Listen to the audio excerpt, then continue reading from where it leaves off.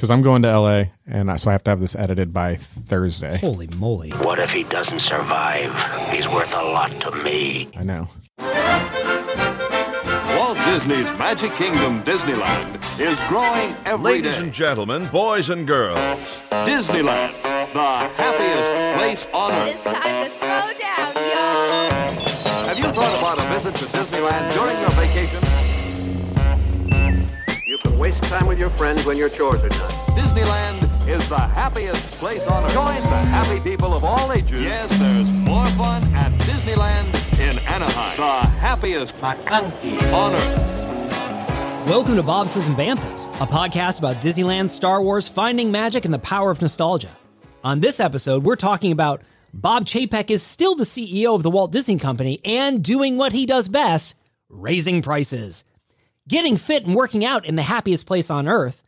Everyone can settle down now because the Disneyland trams are coming back. Star Wars synergy gets fans mad, but it's Star Wars, so fans are always mad. RoboCop enters Six Flags Magic Mountain, plus trailers, nostalgia formulas, and more as we discuss the Book of Boba Fett, and oh, what a good time it will be. My name is Scott Storm, and with me, my brother on the mic, a man who goes into the Sarlacc pit to look for his sunglasses before realizing they're just on his head. Absolute Aaron Robbins. I was sorry, I was still down in the pit because I just had them. And You're then like, where were they? I know they were around here somewhere. I almost remember that I had them when I got out of this pit. Yeah, and so but I'm just gonna go look for them. I should go in there. They were not in there, or they were. I think they were in there actually. Were they? They were on your head. Of course, they were in there because they were on my head. Welcome to episode 93. 93. Wow, we are really counting down towards the big 100. What are we going to do? I have no idea. Given a news item, I think today, we might be celebrating 100 in the parks. Oh, what a delightful idea this is. Oh, I just birthed this idea right here. Very curious to hear. We got a response from one of our fantastic Banthateers, Run Princess. Oh, yeah, Run Princess. She said, don't tell me that you are ending this show after 100. No. And I said, not to my knowledge. Yeah. It's something anything can happen. Anything can happen in the era of COVID. That's right. And Chapek. But doing 100 down, we get 3 rooms at the Candy Cane. We go Storm Family. I don't think Candy Cane's open yet. Okay, you want to do that Spring Hill Spring Hill Suites. Right. I love Spring Hill Suites. All right, so we need a suite for podcasting. Yep. A suite for familying. Yep. And then a suite for the other familying. Yes. There you go. That's perfect. Yeah, I love it. What you are saying is a suite for you and me. Right. A play suite for either of our families. For all of our action figures, for that little spinny thing that you sit on, that plastic thing that you sit on and spin around. Yeah, what was it? Was that called a sit and spin? I think it was. It's called a sit and spin. So we need something for our giant sit and spin. Awkwardly named thing. Yeah. Yeah. Our 2-person sit and spin? Well, it's our sit and spin podcasting thing. That's right. We hook mics up to it. Yeah, and we spin around. And we spin around and we podcast. 93, though. Fun episode. Lots of stuff to talk about. Yeah. Again, before we get into it, let's talk. I want to again remind our listeners that we are on YouTube now. Oh, yeah. The Bobsleds Banthas YouTube channel has launched. It is audio versions of our audio podcast on YouTube. Apparently, that's a thing people like to listen to. Yeah, just put it on like the to listen to background. podcasts on YouTube. We are there. If you haven't gone over and subscribed to our show, we don't want you to stop listening No, to listen wherever to it you're here. listening to this. Just go hit the subscribe button so that YouTube knows we're on scene. Exactly. We're on it. We are on it. They're like, oh, this is the thing people like. And like, not really, but we'd sort like of, to yes. indicate that we do. That's right. Yeah. And that way other people will find out about it on YouTube. We'd really appreciate that. Also, we just want to, again, thank all of our patrons for supporting us over on Patreon. Yeah.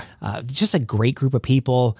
If you don't know, we release pretty much another podcast almost every single week on Patreon. 2 or 3 times a month. 2 or 3 times a month. And it's at least 20 to 35, sometimes 40 minutes. And so if you would like to join us over on Patreon, we would love that. Of course, patreon.com/Bobsleds Banthas. There you go. That's my call to action at the beginning. Right of at the show. beginning. The beginning of the show. You know, when people hear the fade out music, they stop listening. So you can't put your Patreon call at the end. You put it right up here in the beginning. Absolutely. Your week's been good? Week's been good. It was Valentine's Day. Oh, yeah. And what did you and I do together on Valentine's Day? We didn't even, did we even exchange texts on Valentine's Day? I don't bumping. think we did. There was no, we didn't, so bad. Yeah. We didn't rub each other's noses. Nothing. With each other's noses or like with our fingers, like a nope. boop. We didn't boop. I didn't boop anybody. That's right. We didn't do anything, but we did Valentine's for the kids. And I got a nice Valentine for my wife. My wife got a nice Valentine for me. Nice. And it was sweet. We celebrated Valentine's. She and I celebrated Valentine's a little bit earlier because we went to a stand-up That's we went to go right. see Tig Notaro. So we went to see Yeah. Tig Notaro. Wait, where did they play? She played at the Crest. Oh, that's right. You And told so me that. it was great. Great It was seats? Fantastic seats. Well, every seat at the Crest is a great seat because it's such a small theater. Yeah. So it was great. It's not stadium seating, though. It's kind of swoopy with a second deck up there. it's like an old school movie theater. Yeah, type of love seating. the So Crest. it was great. It was fun. You guys had a we great time? We went down for a great dinner in Midtown. Then we walked from Midtown down to downtown to the Crest.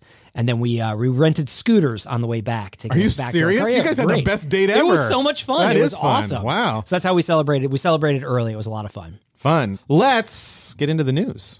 Let's get into the news. Oh, yay. I hear you have a lot. It's time for news.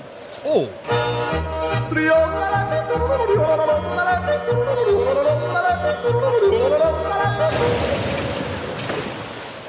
Remain seated, please. We're into the news right now. Oh, Am I we're in it, correct? yes. I just want to make Whoa. sure. We're in Yeah, it? we're in it. Yep, Okay. I'm ready. Because news dropped, Major. major news dropped a couple of hours before we recorded this. Right. As you know, on Tuesdays, I wake up crack of dawn to produce this show. Yeah, that's what I hear. I put everything together, and then I double check to see if there's anything we're missing about midday. Yeah. And then we come back to record, and right before we record, I see, is there anything else going on? Just anything interesting. What do you know there was? Oh, Disneyland a late announced. bombshell announcement. That's right. Disneyland announced that on February 17th, by the time you're You want me to do hearing like a little this, sound here, like a little... Okay, now I don't have to. out of Anaheim, reporter that... No, I'm not going to do that whole thing. Although I sort of want to. It was now that I kind of started fun. it. Disneyland announced that beginning February 17th, which by the time you are listening to this, February 17th will already have passed. You're living this. But they have announced that they are making masks optional Yep. for all indoor attractions, shops, restaurants at the Disneyland Resort. Which makes masks optional. Which makes You don't masks- need to qualify it anymore, right? It's just masks are optional. Masks are optional for fully vaccinated people. individuals. Sorry, How that's the will they know qualification. They are taking it on the honor system. Okay. So masks are optional. So masks are optional. Yeah. And they have stated that masks would be required in buses and transportation. So I guess if the monorail was operating, they probably still would make masks required. Although I don't even know if that's the case because that's sort of an attraction. It is attraction. I was going to say, if anything qualifies, subs qualifies. I mean, that thing's got masks required all over it, and it'll be optional. It will be optional. So that is fantastic news, especially for my family, because as you know, my biggest impediment to going down and experiencing the magic has been the requirement to wear masks on indoor attractions. Now we don't have to do that. I'm very, very excited about that. And so it wasn't just the mask, though. It was the memory making capacity of that situation in relation to the amount of money you would be paying to make those memories. Right. I mean, we talked about how for my family, core memories of Disneyland are still developing. Right. And so as a result, I don't want one of those core memories to have been a masked experience. And now I feel more confident, more excited that we can go down and experience Disneyland as we did, before all of this started to happen. So I'm very, very excited about that. I say subs would be a masker for me. And no matter what, you'd wear one regardless? No, I'm just saying if you're looking at it from a practicality standpoint, that's a tight lid. And then the elevator for the Haunted Mansion. Although the elevator for the Haunted Mansion, you're okay. They should have just gone one at a time down that thing. Just one person goes in, why listens not? to Seal, gets out. Line's running about 62 days right now, but it's a wait. Well, we put a fireman's pole in the middle of it now. So there you go. Zoop. Yeah, or you maybe can ride the elevator, or you can take the fireman's pole. Yeah, or a slide, maybe like a. You just have to wear these slide. Purell diapers as you slide down. It cleans as you slide. Exactly. That's right. So very, very exciting. Yay! Again, big celebration, worthy of celebration. It is. Yeah. What were you going to ask? I don't know, it feels like we're turning the corner on it in terms of theme parks. I hope that stays. If history has taught us anything, is just when you think it's going to zig, it's going to zag. It zags. So we just hope it doesn't zag anytime soon. Yeah, because we want to go down soon. Very soon. Do the 100th episode and have a party and do a meetup. Would you like a meetup? I would love a meetup. It'd be great to have some friends meet us up in the park. It'd be a lot of fun. Oh, I was thinking of the Sizzler. Or at the Sizzler, too. That'd be great, too. So last week we talked about how fans were really wanting to... they wanted to oust. They wanted to give Bob Chapek the old Michael Eisner. Yeah, they were thinking about doing I'm voting my shares a guy who vote no confidence in the a paycheck. vote of no confidence. That did not happen during the earnings call. I heard the earnings call went quite well. I was going to say, if anything, the opposite happened during the earnings call. The earnings call took place last week, and Strong streaming numbers came out. The numbers of Disney Plus subscribers are at about 12 million right now, which is on projection to meet what their projection is for 2024. I'm sorry. Did I just say there are 12 million subscribers? It seems low. They added 12 million subscribers. That's what I meant. 127 or 130 something now. They are looking at 260 million subscribers by 2024. Yeah, but what do they have right now? Do you know what a crazy number that is? It's a crazy amount. How much does a Disney Plus subscription cost? $8 right now, but we haven't gotten into our next news story yet. Oh, is that part of it? Okay. $8 right now. 8 times 200 million times 12. Yeah, that's a lot. That's a lot. I don't know. I'm not going to do math that quickly, but I'm going to tell you. It's a lot of money. That's a lot of money. 1.6 billion per month, or $19.2 billion per year. Wow. They are expected to make significant financial progress by fiscal 2023, and they believe that they are on track to hit their target numbers of Disney Plus subscribers by 2024. Okay. Bob Chapek. He also said that they don't believe that the theatrical distribution market is the only way to build a Disney franchise, hinting there's going to be more Disney Plus, a lot more Disney Plus. Direct to Disney Plus. Theater owners, I assume, just applauded that announcement. They're like, good, thank you. Yes, we couldn't agree more. There are many more ways to reach theater goers than the traditional theater. Additionally, the Disney Parks Experiences and Consumer Products saw revenues reach $7.2 billion during the quarter, which was double the $3.6 billion it generated in the prior year's quarter. Yeah. So parks are coming back with a vengeance. Yeah. A very, very good earnings call for Bob Chapek. Yeah, did he do a little shoulder brush if he got done with that? I would have loved if he was like, now you may have heard a lot of scuttlebutt being mentioned about me and the desire to have me removed. Let me just dispense with any of those ideas that you may have right now. Yeah, he is. He's sitting pretty. Yeah, he's doing sitting fine. pretty. Sitting so pretty that he warned recently of the potential of increases in the subscription for a Disney Plus subscription. He said that it was optimistic that there would be a robust flow of exclusive shows and movies on Disney Plus by early October. And as a result, he said, I think that will give us the impetus to increase the price/value relationship even higher, and then have the flexibility, if we were to so choose then, to look at price increases on our service. Basically, we're going to be dropping a lot of content, and that content is going to feel so great for our viewers that we are going to be justified in raising the price. Yeah, they have to have been targeted. They launched low on purpose to get market share, and they have to have been targeting Netflix pricing this whole time, which is in the $11 to $12 a range month. So I think the ceiling for Disney, honestly, by 2024 is $16 a month. You think so? Yeah, 100%. I don't think they can do $16 a month. I would say more along the lines of 12. We should do some kind of friendly bet. I would be happy to do a friendly bet with you. How friendly is our bet going to be? Oh, just like, do you pay for 1 month of my Disney Plus subscription? No, I get to pick. I like that. I get to pick what you watch on Disney Plus for 1 month straight. Oh, every piece of content I watch. Yep, for a month, if I'm right. If by 2024 it's $16 a month for a Disney Plus subscription. That's fair. How'd that duck movie turn out, by the way?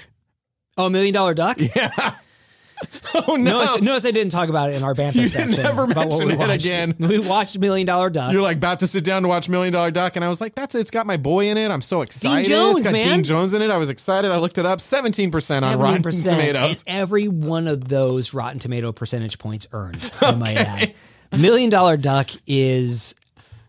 I don't know what this movie is about. Let me just put it this way. Yeah. The adversary, the villain in this movie is the Department of the Treasury. Okay, those darn Treasury agents. The Treasury Department is the villain of the movie. Yeah. Dean Jones is in it. Did I mention that? Yeah, he's great. Man, he's a real great. Economics movie. It really is. If you really want to understand both the micro and macroeconomics principles. It's how Bob Chapek got, like, that movie. That was his inspiration to become CEO. That was his inspiration. Company. You went to a business school? Where would you go? Wharton? And he was like, $1 Million Duck. I watch it every day of my life. But I do watch it every day. And I still do. Yeah. I still watch every day. Yeah, $1 Million Duck, I don't recommend it. Okay. Yeah, I don't recommend it. Do I recommend Dean Jones? Yes. I feel like I actually want to go on a Dean Jones filmography quest. Good. And just watch every Dean Jones movie there is. The next one on tap is the Ugly Dachshund or Ugly Dachshund. I think you pronounce it Dachshund. Yeah. The Ugly Dachshund with Suzanne Plachette and Dean Jones. Or we could just bring back our Dean Jones tribute band from high school that was called Bean Jones. Bean Jones. Bean Dean Jones. Bean Dean Jones. Yeah. Yeah, B&D Jones. Yeah, B&D Jones. I don't know. Let's keep going with some news. I diverted us there. You did. Let's talk about... Aaron, we both like to work out. Oh, indeed. I do PTX 90 all the time. We try to stay fit in our 40s. Of course. We try to be fit and 40. Yeah, I told you the guy, when I went by him on my one wheel, he's like, you get a good workout on that? Nope. Good enough. Shut up. Yeah. Is what you said. Yeah. A lot of discussion whether or not you get a workout on a one wheel. I maintain my quads. It depends on how you use it. Depends if you're just on how you cruising down a paved street.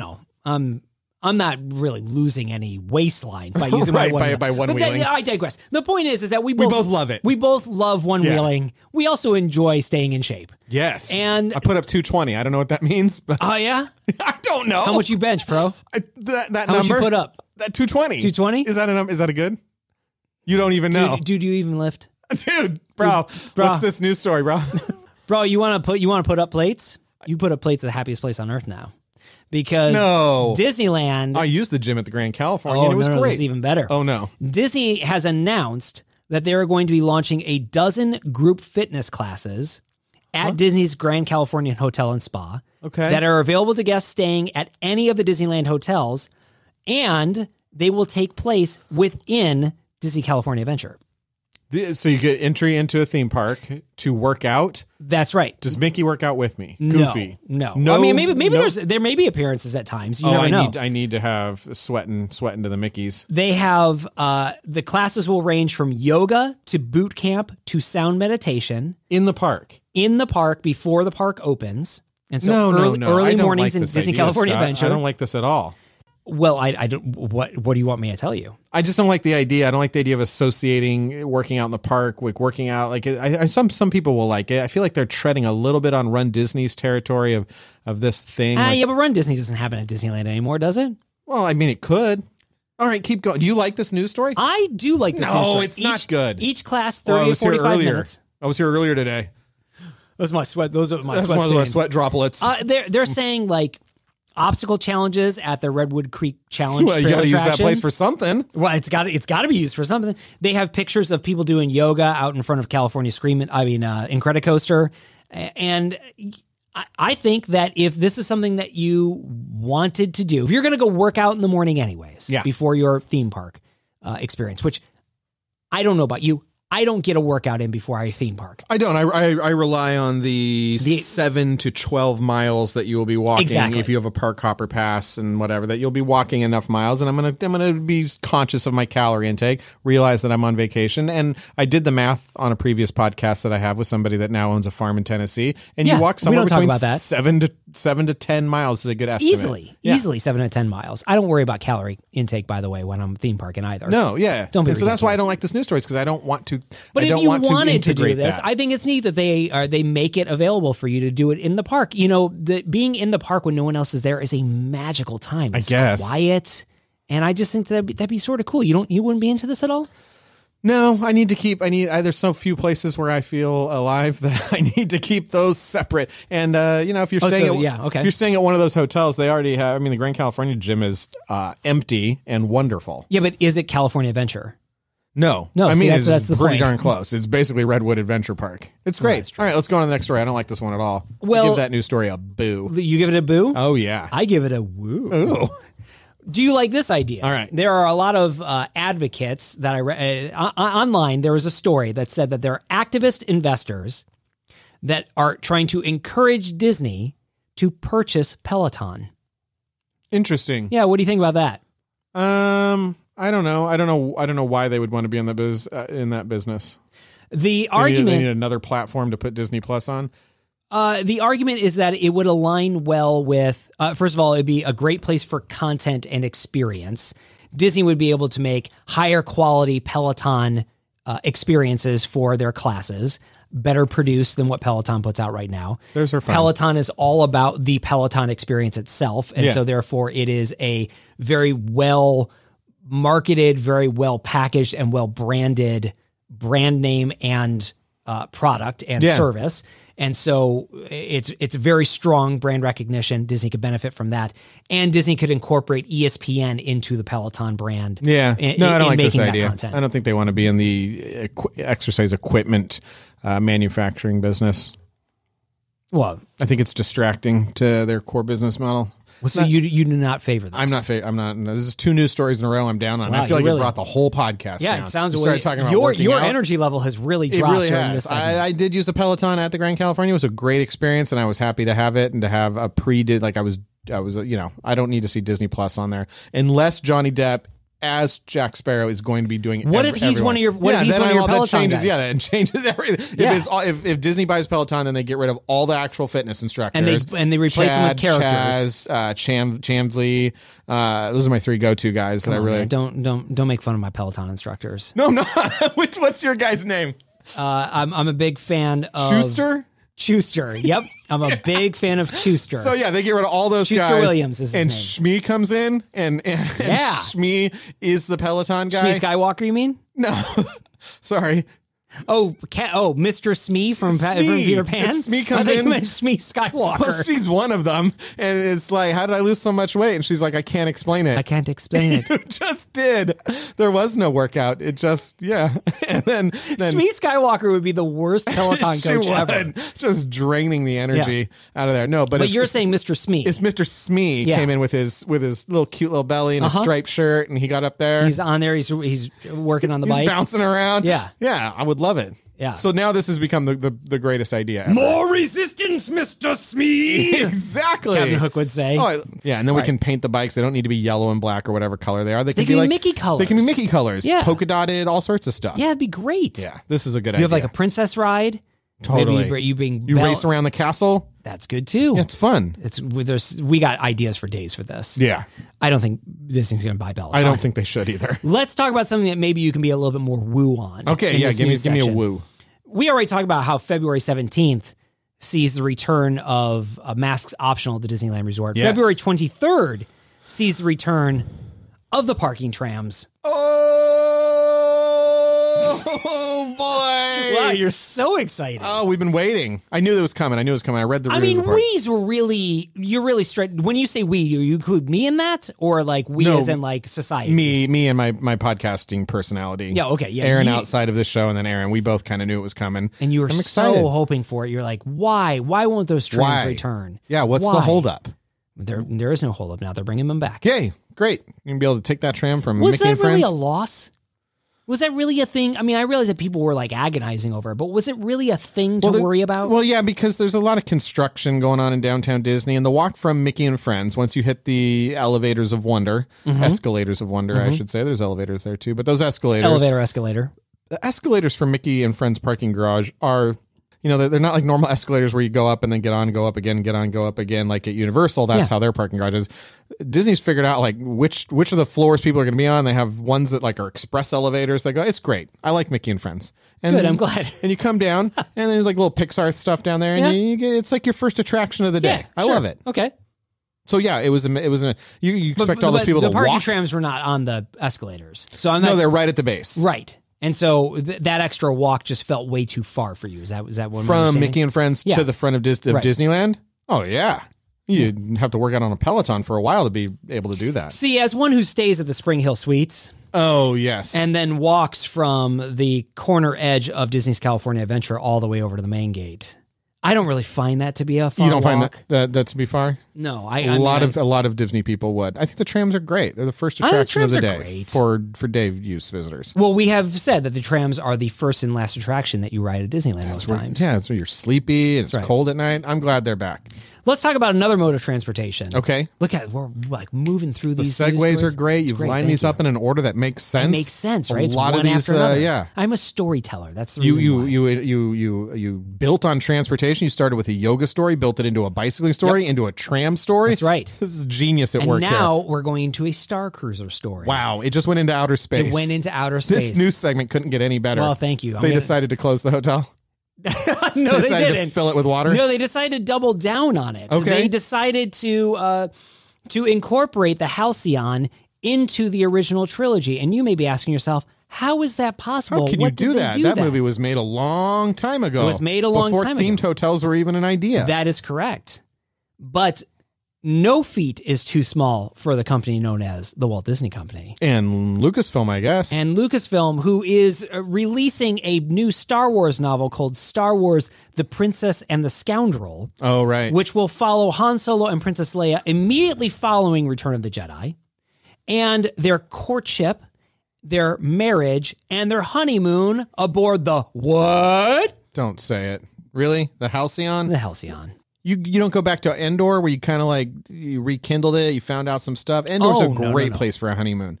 In the Star Wars universe, there's a ship that is a flying hotel. That's right. Called the Halcyon. Called the Halcyon. Which is where Han Solo and Princess Leia spent their honeymoon. According to this book. No, I don't buy it. That's weird. I don't picture that being a thing. I don't picture people in Star Wars going on vacation. I know, right? Isn't that a little weird? It feels weird. Like the whole idea that they have this thing and that like I got to get off Coruscant. Like, I've been here forever. I got to go somewhere. I just got to go somewhere. The Empire just fell. Yeah. And Princess Leia was one of the main reasons why the Empire fell. Some would say now she's just like, whew, Calgon, take me away. I need a vacation. I want to get married and get on a floating starship that I can sleep in. And the idea that the Halcyon just sort of has spun up as this pleasure cruise, like has this pleasure cruise always been around? Yeah.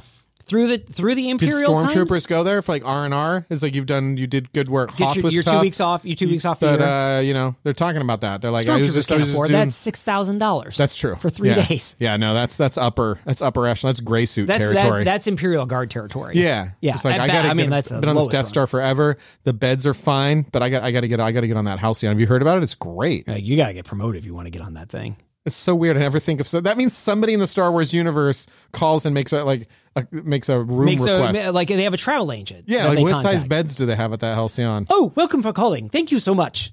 That's what that'd be. The travel agent droid would say that. I said, weird. Welcome for calling. Welcome for calling. The droid needs a little reprogramming. Yeah, he's a glitchy. The droid's vocoder's a little. So how are they adding this? They're just adding it in the book. They're adding it in the book. Oh, let's add a little shot to Return of the Jedi. Yeah, exactly. I mean, they're like, let's spice this up a little bit. Just get in the movies a little bit.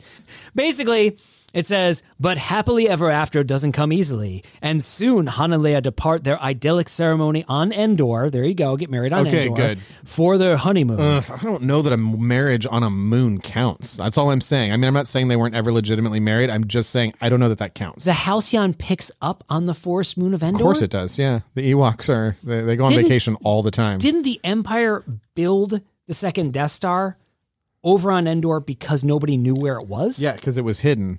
And they also run into a Monsters Incorporated problem with the Halcyon Hotel. Is like, how do you got to be able to have room types for a variety of different beasts and monsters and humanoid life forms. And you stuff all get like the same. It's all the same cabin. Yeah. They find themselves on the grandest and most glamorous stage of all, the Halcyon. Yeah. A luxury vessel on a very public journey to the most wondrous worlds in the galaxy. Their marriage and the peace and prosperity it represents is a lightning rod for everyone in the galaxy, including Imperial remnants still clinging to power. Right on. I love that. I love that idea because I love that somebody was like, nobody wants to stay at our hotel. Can we put it in the movie that made it? Can we just put it What do we just put it in the old movies? Yeah, How about we just do another special edition? Can we just do that? Yep, you can do that. Now, really? Because it's not a real spaceship. It's a hotel in Florida. Put it in. I said put it in. It will solve all of our problems. People are canceling their reservations left and right. Can we get it in the movies? Can we get Luke in there too? Can we have Luke meet and greets? It's crazy. I love it. It is a little crazy. Now, Star Wars fans are not happy about this because... Oh, you don't say? Yeah, I mean, can you imagine? One of the reasons why they're not happy, though, is because the story of Han and Leia's marriage was already covered in a book. Yeah, that's right. It's called The Courtship of Princess Leia that was released. Not The Princess and the Scoundrel. Not The Princess and the Scoundrel, but The Courtship of Princess Leia was released in 1994. We already talked about this. Not on this show, but in the world. The world we've already dealt with. I don't buy this Han before. gets married. A and B. He's the eloping type, man. Nah, he gets married. He doesn't make a big show. He doesn't want a big show of it. He convinces Leia, don't make a big show. The metal procession at the end of A New Hope. That was the only time he ever wants to be in a situation like that. Those are as many eyes as he's ever had on him. You can tell he's uncomfortable. He's shifty. He's like, where do I put my hands? What do I do with these? Normally, I'm blasting. Do I move them at the same time? Normally, I'm blasting people. That's right. What do I do? I'm very fidgety. Yeah, the fact that he's standing like it's straight up and down like a metal pole, as opposed to his V-shaped stance with his loosey-goosey blaster. Blaster. What am I trying to say? What's this motion I'm making right now? That's a blaster twirly. That's it. The blaster twirly. Yeah. Anyways, that's what's going on. Halcyons becomes canon via a book. That's right. Okay. Do you think the Halcyon will have a honeymoon suite that will then have some sort of Easter egg? Cinnamon rolls, cinnamon buns on there? Something like that. Some sort of cinnamon rag. That's what I just said. Yeah, cinnamon rag. Some sort of cinnamon rag that is a nod to their wedding night. I don't want to have anything to do with Han and Leia's wedding suite. And their cinnamon rags. I don't know what they do behind, blast shields, blast doors. I don't know, and I don't need to know. Don't need to know. I can fill in the blanks because of Kylo Ren, but that's all I need. I don't need to stay in their honeymoon suite. I say we close that. We retire that like a jersey in whatever sports they do that there is a honeymoon suite, but it's like permanently closed. You can't stay there. It's like it's in honor of. Okay. Stuff happened in there. We still haven't gotten it all repaired. We haven't gotten through we didn't. They checked out and we left the door shut. Whatever. This all has to get cut out. No, it's all staying in. Family-friendly podcast. Let's talk about Star Wars and where it goes in the future. There is a rumor right now. Vanity Fair reporter Joanna Robinson was on a podcast last week where she spoke about a new Star Wars rumor. So rumor and speculation, which we are not above talking about. No, not at all. Where she said that there is a new Star Wars trilogy in development that will focus on the new Order of the Jedi. Unknown right now whether Rey, Finn, and Poe would return, but that's the direction of Star Wars, the Star Wars franchise. None of this seems surprising to me. Does it seem surprising to you in any way? This is a new series. A new series. No, that is fine. not that is divorced from the Skywalker series, but would be an episode 10, for example. Yeah, no, that sounds about right. We're Jedi lean right now. The Jedis went through a rough transition, and so it would make sense to bring it back up. Yeah. So. How do you? I wonder if this is even worth a separate episode in and of itself. But like, where do you go with an episode 10 now that you have brought the Star Wars saga up to the heights of what episode 9 was? Yeah. Right. I don't even know what you would. I feel like you would have to go with the complete opposite. You'd have to go very, very bare bones, very stripped down, a very personal story in order to be able to build the continuation conflict of back up. That timeline. Like go forward in time? I think so. I think that's what they're indicating, that it would be going forward in time and focusing on the new Order of the Jedi, presumably established by Rey or some other Jedi that exists out there that we don't know of, something like that. Yeah, I think you can go Broom Boy and just... Oh, gosh. What happened just there? Let's move on to the next story. You just I don't want to talk about this anymore. Okay, I don't want to talk about this anymore. I don't want to talk about Or Broom you can Boy. go super prequel. A High Republic thing. No, you can't do that. Why not? I mean, you could do that, but they're already doing that in mixed media right now. Oh, I kind of like this idea of doing the High Republic stuff. Like go early, go Hunger Games. They got a whole book series about that right now. Nobody reads books though, Scott. What do you do about that? You make them into movies. There you go. I figured it out. There we are. Now we know that we are primarily a Disney, Star Wars, and nostalgia-based podcast. Primarily, that's what we are. That's what we are. Did you hear the DeLorean's getting re-released as an electric car? It is? Yeah. That's awesome. Yeah. That makes me happy. That was a little nostalgia hit for you. There was a DeLorean that was for sale down the street from me when I was 15 years old. Did you think it was the Back to the Future car, or could you process that? I knew that it was a DeLorean. Yeah. I mean, it was the Back to the Future car, but I knew it was a DeLorean. Yeah. A John DeLorean Motor Company vehicle. That's right. I knew that. And it was for sale. And I remember at that time talking to my dad, was like, could we buy that? Why can't we buy that? Like, why wouldn't we buy that? Do you see how the doors open, Dad? They open like a spaceship. Yeah, I mean, what's wrong with you? You saw Back to the Future. You have a job, don't you? You know I don't that's have a time job. machine. You have a job. We go over there. We offer that guy money. You use the money from the job that you earn and you buy this car for us. That's why you work. You worked on the off chance that The whole reason you've been put on this earth to earn this money was so that you could buy us a DeLorean. So what happened? We never bought it. Ah, I know. Somebody else did, and he's happy right now. I know, he's so happy right now. Well, I'm happy to hear the DeLorean's being reintroduced. That makes me really happy. Yeah, as an electric car. It's gonna be like a vanity car, though. We could never afford one of these, could we? Yeah, I don't know how much they're gonna cost, but they're gonna have the gull wings and the whole thing. Oh, so cool. Let me ask you a question. Okay. If you could afford a robot police officer to patrol whatever place you want. I mean, out front of my house sounds great. Would I already you have do that that? though. Ring. I got ring. You got all ring. over You don't the place. need it, but you don't need so many rings. Robot. You don't need a robot police. I called customer service at Ring, and I was like, "What's the max number of cameras that I can have hooked up to my network?" What'd they tell you? They were like 72, and I was like, "All right, just a shade under." Something to shoot for. Yeah, That's what you said. If I could get a RoboCop to patrol? I don't think that goes well. There's some software bugs with the first one. Non-lethal. Oh, a non-lethal one. Sorry, but I missed that part. Non-lethal RoboCop. Six Flags Magic Mountain purchased an artificial intelligence-driven security guard robot. That's a big phrase that I just said. Yeah, it is. And the Romeo security robot, Romeo, R-O-A-M. Yeah, what does it stand for? Well, no, I think it's just Rome, R-O-A-M-E-O, Romeo. I don't think it stands so it's for like Captain EO, but moving around. No, like Rome, like you move around. So it stands for robot operated. No, like it's like Romeo and Juliet, but instead it's spelled R-O-A-M. I get it. It's like the verb. Capulet Security System 2000. I love it. Yep, that's exactly what it is. Great. It is a autonomous robot. Yeah. That will patrol Magic Mountain's property. Nice. And basically be a mobile closed security system. In the crime bed that is Santa Clara. That's right. Santa Clarita. That's right. Yeah. And it will be able to identify trespassers in restricted areas. Oh, yeah. It will not respond to infractions. AKA joggers and yoga enthusiasts. Just joking. Joggers. It won't respond to infractions, so it will not enforce the law. Yeah. Like RoboCop would. Right. But it will alert the authorities so that they can enforce the law. It's like a Roomba, but for security. It's like a giant Roomba. That's what this thing looks like. Roomba, yeah. This thing looks like a 5-foot tall Roomba. Look, I know that Santa Clarita has crime. I'm fully aware of this. Sure. But also, it's kind of a drive from like LA, so I think it gets Who's committing crimes there? Like, do you want to go do some stuff in Santa Clarita? It's like, no, sit in that traffic. You don't know if you're going to hit it on the way there or the way back, so no. It's also super hot. Yeah, in Santa it's Clarita. hot. So it's like, why would I even want to The only reason to be there is if you're already there. And if you're already there, there's no reason to go there. So I don't think they need a security robot. Well, they do. At they Six do. Flags. Let me tell you what this thing can do. Yeah, tell me. It can hop curbs. Okay. It can climb hills in the rain, identify vehicles, license plate numbers, and people, and it can check photo IDs, and then, just for customer service, as a touch screen that can give you information about park availability, hours, purchase trade. But okay, if you're engaging with this robot in a customer service fashion, getting robot, you did your ID, and then you're using the touchscreen to get some information, and then like a hot crime is happening somewhere else. Does it go like, please excuse?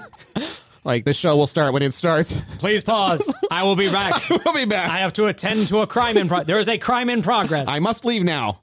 You're like, Man, hold on. I wish it would talk. It doesn't talk. Listen, I'm showing you a picture of what the security robot looks like. Oh, you have to subscribe to what plan is best for you. I would go with the cheapest one until you're sure you like it. Let me see this thing. It looks like Rosie the robot from Jetsons. Taking a nap, though, huh? Taking a nap. All right. This thing I'm is not going to look it up. Enormous. I just thought it was interesting to talk about, Rita. I feel like once you post that as a news story, then people are going to want to take a selfie with it, and the odds of it odds of it running you over or being able to do any actual business go way down. So I don't think this is a real story. It basically just gets locked. It gets locked in one space because people keep on going to. It's an elaborate selfie droid. Yeah, right on. That can't be all the news. I saw the two most important trailers, the commercials during the Super Bowl. I saw the Disney goat commercial.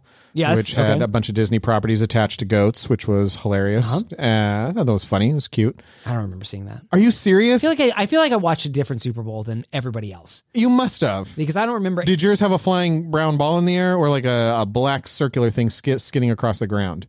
It was football. I mean, people were kicking the ball. Ooh. And it was like on a big field. Yeah. right? Was the ball checkered or was it like a checkered ball? Okay, no, I think we did watch it different. Okay, all right. Just making sure. You didn't see the Disney goat commercials where they did like a bunch of different properties, but they were all goat. They were all like attached to goats. No, I didn't see this. It was cute. Yeah, it was cute. And then what was the trailer that we were just talking about? Jurassic Park Dominion. Yes. What do you think about that? Yeah, with everybody. Excited. Yeah, very excited. Have you seen a Jurassic Park movie? Not Nedry because he's not here anymore. He's not with us anymore. Yeah. But basically, everybody that they could bring back, they did bring back. I got to tell you. Did it work for you? Oh, it totally worked for me. It worked for me as closure. They're billing it as the last one they're ever going to make, which I'm like, true? no. Not a chance, right? No, if there's money, they'll make it. But it's very cute the way they're billing it. Very sweet the way they're billing it. It's the last Jurassic Park. Yes. Everybody's back together. Like, we promise you should definitely go to the theater to see this. Please go see this. And I'm like, I am going to. It worked for me. I mean, it was, my first thought was like, man, Force Awakens really knew how to do this. Yeah. Like, Force Awakens set the stage for how do you bring back the old cast to reunite with the new cast to do sort of like a soft reboot or a closing of the story, whatever. Their trailers showed just enough Force Awakens to just be like, dude, I'm so into this. And I think when we have seen a lot of nostalgia-based trailers come out over the past couple of years, just this year alone, you have Ghostbusters and Matrix Forgettable. Yeah. And now Jurassic Park, where you're like, yep, it's good to see these people back on the screen again, reprising their roles. I am excited. I didn't think I would be excited about this, but I'm looking forward to this. And I love seeing, Sam Neill and Dinosaur Lady, Ellie, whatever. Ellie Slater. Yeah. Ellie Slater? Whatever her name is. She's great. And Jeff Goldblum. Yes. And, sharing the same spot as everyone's favorite rogue, Owen Grady? Is that his name? Yeah. I don't know what his last name Pratt's is, but character. And Bryce Dallas Howard's character, Bryce Dallas Howard. Yeah. I'm excited. I think we should go see it. too. I think we should go see it at your theater and really get into it. You should cosplay. Great. Who am I going to cosplay as? I think you should go as one of the vehicles. You should go as the truck, the Cherokee, Jeep Cherokee. That's a good idea. Yeah. Yeah. And I'll go as or I could go as the night vision goggles. I was gonna say I could go as the lawyer who hid in the outhouse. You should go as the lawyer. I'll go as the goat. Yeah. The goat that gets eaten by the That would be good. Yeah. Yeah. Or you could go as the lawyer on the toilet. On the toilet. Yeah. I'll just I'll strap a toilet to my bottom. Yeah. Well, good. Yay. Fantastic. Let's get out of this news, you say, and do a little reading. Any book you might want to read from? I would love to read from a very particular book. Oh, good. A book that features the most notorious bounty hunter in the galaxy. Oh, Clint Eastwood biography. The Good, the Bad, and the Boba-E. The Bad, and the Boba-E. Yeah. When we come back, we're going to be doing a medium dive. We're going to be doing a Scarlett Johansson Sarlacc pit dive. Scarlett Johansson back dive. Into the Sarlacc pit of the Book of Boba Fett. Stay tuned. Coming up right after. Healthy mix time! Cranberry healthy mix time. Only 160 calories, 46 of those are protein. Omega-3 deluxe mix. A blend of cranberries, walnuts, pepitas, almonds. Yeah. How did these end up here instead of cookies, exactly? I forgot to pack dinner. You forgot to pack. This is your dinner? Oh, man. I feel those omega-3s coursing through my veins. You feel that? You feel like that? Mm-hmm. Omega-3! I was doing the omega-2s for a long time, and then I felt like I could use one more omega. I did the 2s for a while, and then I was just like, I'm so used to these. Yeah. Give me one more omega. Just take this omega, add omega to it. I need another omega, and I need it fast. That's what I said. No, these are perfect for that. Shall we talk? It's the Book of Boba Fett. What if they did a Boba Fett, 80s sitcom theme song? That's what I want to see. Oh my gosh, what if they just did the Book of Boba Fett, but with laugh tracks? That would be amazing. Yes, they just...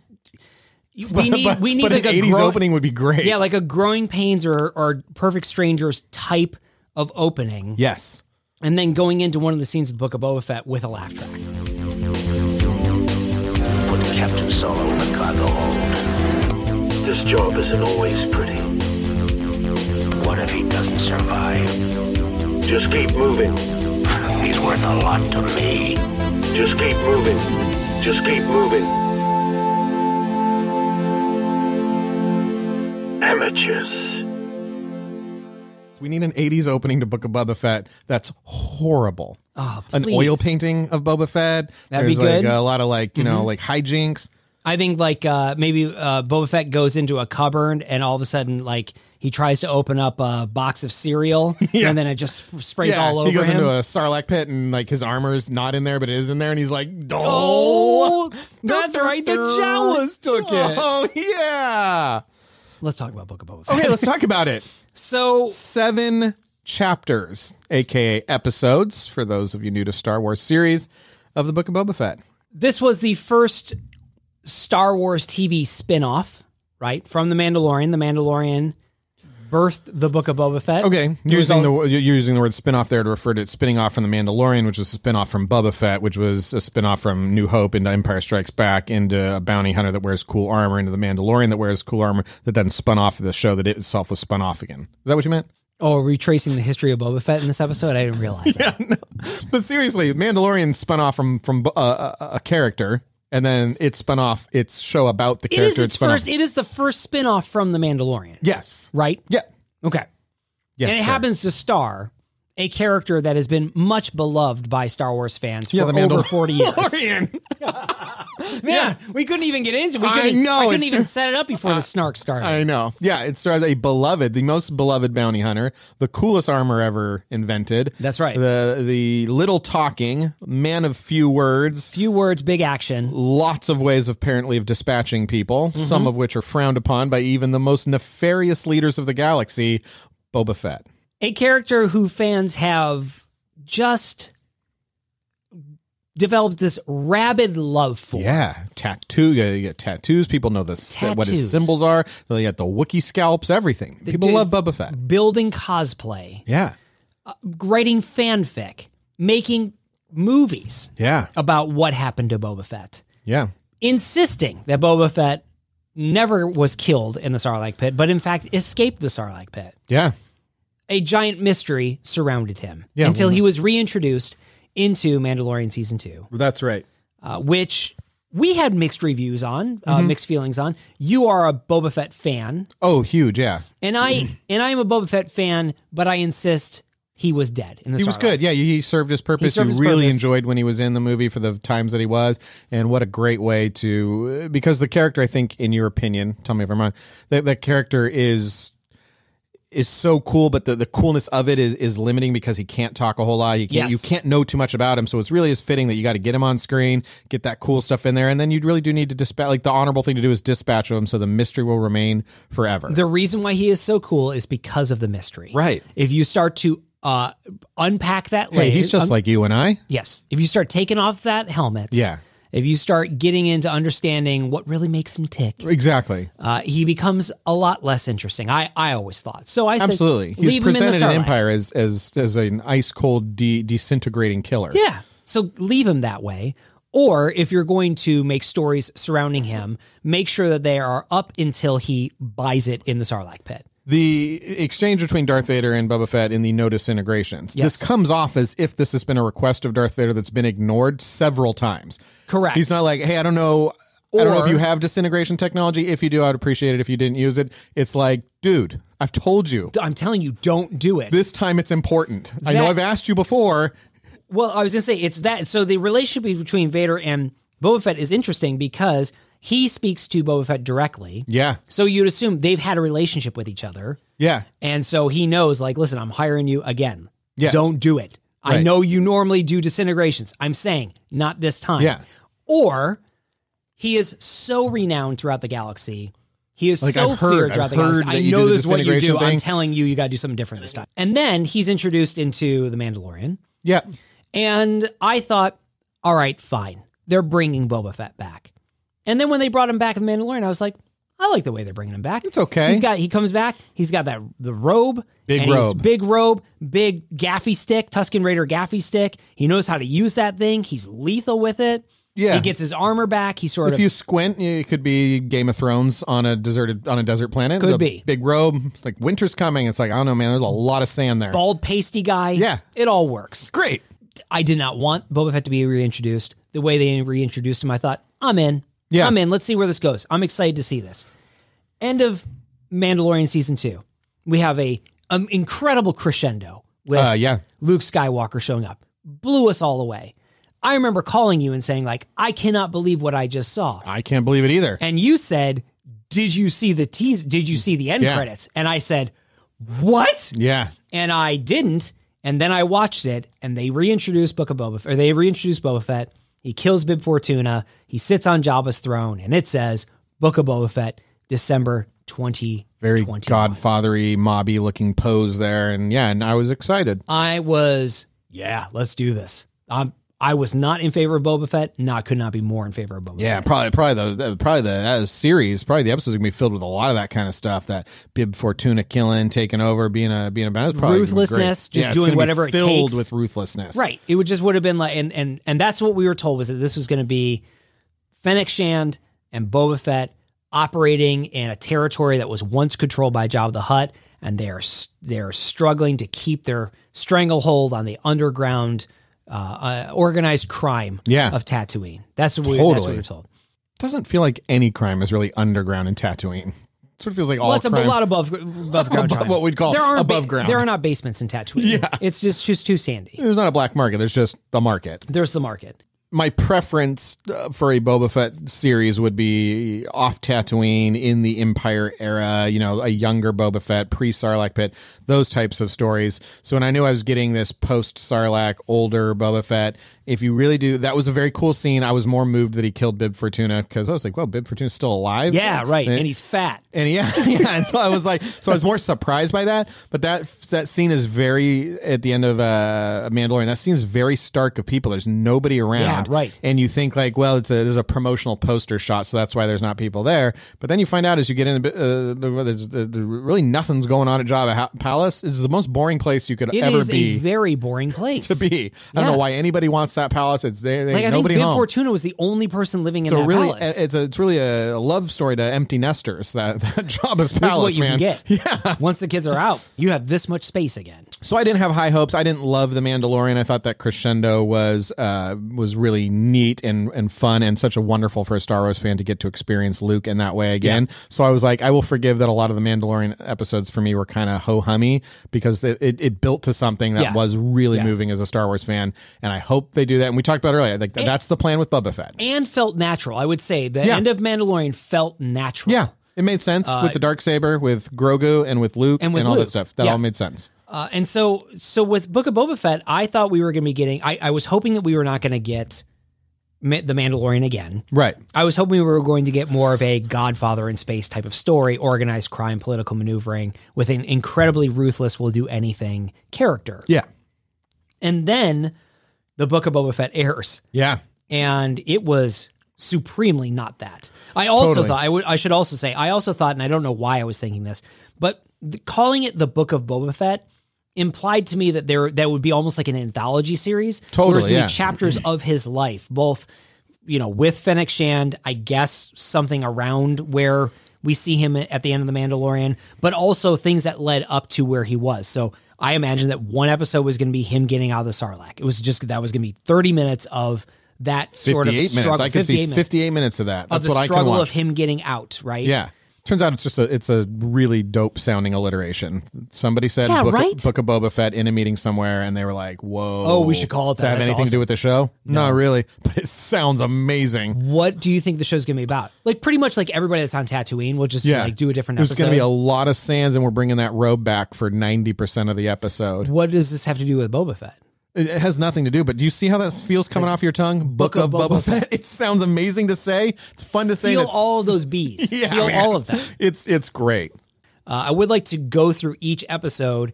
I have the Wikipedia summary for each episode. Oh, good. Yeah. We could go through that really quickly. Let's blaze through it and then just say, like, where are we? Where are we in this show as we're watching it in terms ups and of downs? Ups Let's and downs. go on a vibograph of the Book of Boba Fett, starting with Season 1, Episode 1, Chapter 1, Stranger in a Strange Land. Boba Fett barely escapes from the Sarlacc that swallowed him and is left for dead by the Jawas, who steal his Mandalorian armor. He's captured by Tusken Raiders and fails to escape their camp. 5 years later, Fett and Fennec Shand have taken control of Jabba's criminal empire. They receive tribute from a local dignitaries and gain service of 2 Gamorrean guards. Then they get ambushed by assassins who they fight off. Shand captures one of the assassins, and the guards take an injured Fett to the palace and put him in a bacta tank for healing. Fett then remembers his time with the Tuskens. That opens up. That is our premiere episode of the Book of Boba Fett. How are you feeling as you're watching this thing?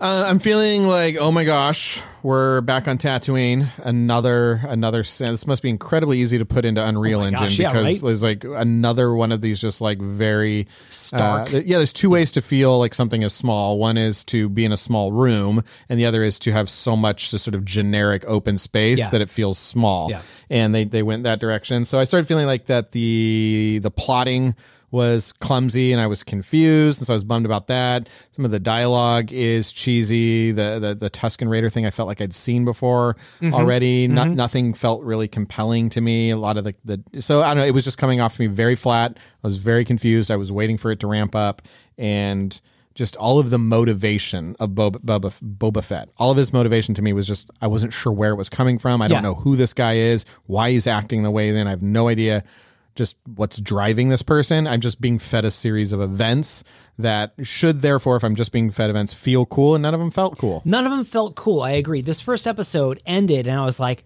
huh. Yeah. Okay, I really feel like this should have been... I felt like this should have ended in a way that made me go, whoa, that was awesome. Okay, I just waited through an hour of black melon hunting. It's like, it's really boring, right? If you're a Tusken Raider and they're like, hey, can you go out and find the black melons? Like the little things hiding in the sand, like literally the definition of a needle in a haystack. It's like, yeah, can you go do that for us? That's the worst day. That's the worst job that you can maybe get. Maybe not the worst one, but then to make that a central part of your entertainment television show doesn't make a lot of sense to me. Watching guys dig in sand, basically. Do you get that this is really boring? I'm like, yeah, because I'm really bored. Well, here's the other interesting thing that I felt about this episode in particular was we start off with Boba Fett in the Sarlacc. Yeah. And again, there has been 40 years of speculation, fan stories, expectation of seeing Boba Fett be freed from the Sarlacc. And this event is finished in 5 minutes. Yeah. 5 minutes of a very, very important and pivotal moment in this character's, mythos entirely. Yeah. And it's so quickly dispensed with, it's sort of shocking to me. Yeah. That he blasts out of it, he falls on top of the sand, Jawas take his armor, and now we're into this series where it's like they so quickly moved away from the Sarlacc and was just like, well, we got to get into this story. We can't worry about the thing that people have been wanting to see. I think from a storytelling, there's only 2 ways to handle that. Either his struggle out of the Sarlacc is one of epic proportion. It's much worse than we could have imagined in there. Anything you've thought in the last 40 years of what it's like in there, it's worse. And only somebody like Boba Fett has, all the skills and all the things necessary. Absolutely could have done. Yeah, that's one way to go. You go that is a huge deal. And this is like a man of fortitude and ingenuity to get out of that. That's one way you could have gone. The other way you could have gone is that falling in the Sarlacc pit was no big deal. It cost him something of his merely armor. An inconvenience. There was, merely inconvenience. He takes some special part of his armor, puts it in there, holds his hand together and blasts out of there like a superhero. Yeah. He waits for the right amount of time so people don't come looking for him. But it's either the guy's so amazing that it's trivial and it's like, wow, that was cool. Or it's like, wow, that was crazy. That was a crazy fight. They just sort of went middle in the road of like, I don't know, it doesn't look that bad in there. Like it looks cozy. I guess other people got that. Stormtrooper didn't do so well, but I guess other people can get out of here. Yeah, it seems like that you can just move around. Can he climb up on those little things if I'm trying to figure ways out? Yeah. Like it didn't work for me at all. Did not work at all for me. And then they introduced the flashback to sequences, as we coined, by the way. Oh yeah, the flashback to? Yeah, the flashback to sequences. Yeah. And so we get to see is that trending anywhere on Instagram or Twitter? It should be. It should be. It should be. We need a shirt that says flashback to. We should. It happened in a flashback to. That plays on all sorts of levels because the whole episode happens in a flashback to, and it happened in a flash. And then we do like a Rodney Boba Fett in Rodney Dangerfield sort of garb, and we make a flashback to school. Yeah, flashback to school with Ladybug soccer players. There you go. I love it. Yes. We're on to the next episode, Chapter 2, Tribes of Tatooine. Yeah. Fett and Shand interrogate the captured assassin who claims to have been hired by another person, the mayor of Mos Espa. The people that work for the mayor's office seem to have all gone to the same acting school, which was like close enough. camp. They went to the same camp acting school. Camp acting school. Yeah, camp acting school, which is a summer camp as well. So I heard if I go to camp acting school, I get in Book of Boba Fett, like guaranteed. Yeah, it's part of it. Yep. So this could be pretty expensive. No, it's $69.99. But you're guaranteed. You're guaranteed. You're going to get your SAG card right away. Card, and you go right to the Book of Boba Fett. Yeah, I don't love the mayor's office. Yeah. No, the entire mayor's office is absurd. The mayor denies that it set up any type of hit on Fett. And then suddenly we get the introduction of two of Jabba's cousins, known as the twins, who want to claim Jabba's throne for themselves. They arrive with the Wookiee bounty hunter, Chrysanthemum. Yeah. And then we have a flashback to where he remembers the Tuskens teaching their style of combat. This is the season, the episode where the Tuskens accept Fett into their tribe by shoving a lizard up his nose and making him go and cut down a tree to build his own gaffy stick. Yes. That happens in another movie. Happens. In another movie. What was the one where it goes up his nose? Is that Matrix? What is that? A lizard goes up someone's nose for him to find a tree? It's like a little thing, and is that Terminator? Is it something with Arnold? Total Recall. Total Recall! Pulls the thing out of his nose. Yes, that reminded me of Total Recall, that whole lizard thing, which was also ridiculous. Where am I at on this? I'm doubling down right now on my distaste for this series at this point in time, and I'm thinking, I know now that I'm going to watch every episode because this is I don't understand what's happening here. I don't understand the writing. I don't understand the motivation. I don't understand the acting choices, the dialogue, the plot progression. I don't understand any of this. So I'm going to keep watching it because certainly I kept asking myself this question. They'll never do this again. They have to see this episode and realize this is awful. This is a mistake. They'll never do the flashback to Tank again. There were so many things like that in this series where I was like, well, they'll never do that again. They'll certainly never. Like I can take it to Vegas and bet on it. It's not like there's no way they would do an episode that didn't have the main character in it for the entire thing. No, they couldn't do that. It's called the Book of Boba Fett. It's never happened in the history of television. No, you would never do this. Yeah, never happened. So you're like, you're going to keep watching this. I'm going to keep watching this because I know these are just mistakes, and now that they've seen them, they'll never let this happen again. I thought, okay, I'm watching this episode. There's a lot here that I am not interested in. Yeah. All this Tusken Raider stuff, I do not care about in any way. Yeah. And I'm thinking, well, they're just trying to dispense with this stuff. Yeah. Surely they're going to be getting away from this. And they spend the majority of the time on the Tusken Raider stuff, and they end it with this sequence that I could only describe as preposterous and absurd for Boba Fett to go through. And it was like, I cannot believe that this made it through the writer's room. I cannot believe this is where you and I started talking about little Johnny Favreau Jr. Yeah, this can't have been written by professional writers. There's no way that people that love Star Wars understand the source material and whose job it is to tell a story. There's no way they're like, this is good. We broke this story. This is good enough. People will love this. I'm stammering because again, it was so bad for me that they took this character that people love. I'm not a huge fan of Boba Fett, but people love this character. And they were like, I know how we should end this episode. Let's shove a lizard up his nose. And then he'll turn a tree into another stick, into a stick. He'll take a stick and turn it into another stick. And then he'll dance around a fire with his stick. Yeah. Decades at this You point. have to imagine as some level of creative person that you are, a writer, just a thinker that you are, and me, myself, and I. Think about all three of us. If you were to go and get a Hollywood job, a writing job, a Lucasfilm job, wherever, and you were to think like, I mean, it's my first day. I'm excited. I'm writing on Boba Fett.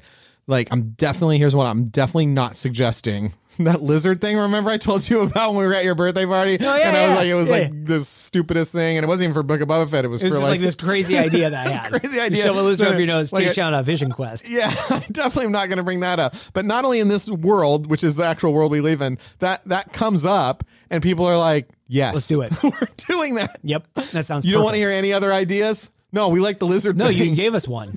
No, I know, but it was just like my first one. It wasn't even my best one. I got a whole notebook full You were of in the these. bathroom when I said, I know we would never do this, but wouldn't it be funny on another show that we write? Wouldn't it be funny if? That I was actually pitching that as sort of like a spinoff from Mickey Mouse's Playhouse. I didn't even, and they're like, no, it's canon now. It's done. That's Vision questing nose lizards.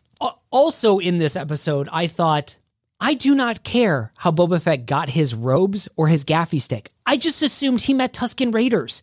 I didn't need a 40-minute episode dedicated to the origin of his robe his gaffy stick. When does his robe and gaffy stick become canon? When does that become a thing he has? Mandalorian season 2. Okay, that's what I thought. So so you might even not care about that. You just assume he has it. I don't even think he ever has that stuff. I don't think he's a sentimental guy that way. It just doesn't matter to me. I saw him in Mandalorian and I was like, okay, he met up with Tuskens and he got a gaffy stick. Got a gaffy stick. He either killed them or he bought one. I don't know. Doesn't matter to me. What I never I'm not paying full price. Try again. You guys are out here looking for melons. You're going to have to do a little bit better than that. Just come down a little bit so I don't look silly. I never did I think, oh, well, I have to find out. And then when I did find out, it was as a result of a lizard being shoved up his nose. Do you think we could do 4 episodes, 4 hours of television on how he got that stick? Do you think people will like that? It's worth a shot. It's worth a shot. People are going to watch it one way or the other. What does it matter? Dude, we're on chapter 2. We got to speed through this. What happened on 3? All right, so chapter 3, I'm not going to read the whole thing. Good, yeah. This is where do it that way. This is where the mod squad gets introduced. The teenagers who have modifications done to them, and they all drive primary colored Vespas with lots of rear view mirrors on them. Am I going crazy because are these not owned by the cast of The Despicable Me? No, I think they were borrowed from Sesame Street. Okay, because one of them does have like 11 mirrors on it, right? It's like at least 11 mirrors. If you're gonna change lanes, you should be aware of who's in your blind spot. Make sure to double and triple and quadruple and quintuple check before you change lanes. That's right. That was that Sesame Street segment. That's right. This is, again, this is a Robert Rodriguez directed episode. Yes. Jon Favreau written, Robert Rodriguez directed episode that introduces who I refer to as the Sesame Street Gang. Other people have referred to it as the Power Rangers. Yeah, a whole book of Boba Fett feels very Power Rangers-y. And I called it Despicable Me. It looks like Gru or whatever would invent those things. One of his modes of transportation around his little lab. I mean, this is the crew that Boba Fett goes to recruit. Yeah, in order to be on his army. These guys right here with the bikes. This is a character who worked with bounty hunters such as Denkar and Zuckuss. Yeah. And Denkar, the bandaged guy? The bandaged guy. Yeah. Forlom. Yep. And Forlom, the bug-headed guy. IG-88. The robot guy. In extended universe, one of the bounty hunters is one of those lizard people. Bosk, yes. Bosk, he's a Trandoshan. Bosk Trandoshan, is a Trandoshan. Yeah. Yes, so they have Trandoshans that they introduce in the Book of Boba Fett. Yeah. And I'm thinking, awesome. Yeah. That means Bosk is going to show up. Right. Spoiler alert, Bosk never shows up. Right. None of the other bounty hunters. No, he gets the Sesame Street Gang. He gets the Sesame Street Gang. Me and you and me doing bounty huntering. It's fun. And this is also the episode where we get to see Boba Fett fight in his giant back to underpants because he gets pulled out of the back to tank by Chrysanthemum. Yes, who apparently is able to sneak into Jabba the Hutt's palace without alerting anyone. Well, there's not a lot of people there. I'm to your point. Yeah, yes. It's pretty empty. Let's just put a ring camera on that thing. Yeah, get a couple. Yeah. You can have 71. I don't know where that joke was last made, but that's how many you can put on there. Didn't love 3, but at this point in time, I'm into it, and there's a lot of stuff in my house there's a lot of hand throwing up of just it can't be a lot of just like I cannot believe that this is that bad. I cannot believe this is written by Favreau. I can't believe this is not directed via Zoom. I think maybe this whole thing, this is what happened, is it was directed, written, pitched, and stuff via Zoom. Yeah, with a bad connection at that. With a bad connection. Yeah. There's a lot of stuttering, there's a lot of thing, and a lot of the time when they do the share their screen, it was pointing at a poster for some other cool movie. I'm sorry, hold on, I got to correct that. That's okay, we don't need to see it. Who's got control of this? Do you have control of this? A lot of that? Yeah, a lot of that. And so that's how I think Book of Boba Fett was made, was entirely remotely. Chapter 4 sees... It's another flashback to episode. Yeah, flashback to. This is where Fennec Shand gets introduced. Boba Fett rescues Fennec Shand, says, "I know you. You're a fierce bounty hunter. Will you help me get my fire spray back?" Are there 3 of the flashback tos? Do you mean there's a flashback to in each episode until we get to here? Till we get to here. And then the flashback just go away. So that would be there's a trifecta of flashback tos? a quadfecta of flashback. A quadfecta of okay. The flashback to also a lot of work for that joke, Scott. Yeah, it was a lot of work. We did a lot of heavy lifting on that one. The flashback to serve a storytelling purpose that then just goes away because they're like, well, we're not doing flashbacks anymore. Now we're up to the present timeline. Yeah. Which begs the question why they did that at all. At all. As opposed to just taking the story where it was and maybe devoting flashbacks to something else. I just don't know that the flashbacks are necessary. They're absolutely not necessary. At all. And I think they're actually really confusing in a timeline that's already, most people watching this most people don't care what the timeline is. And then you do time travel stuff via a flashback, meaning people aren't sure when this is actually happening. And then people come in mid-episode and they're like, where are we at in this episode? And it's like, well, the episode's on pause while they do this flashback. It's just very confusing. You have to tell a story like this with this character straight on.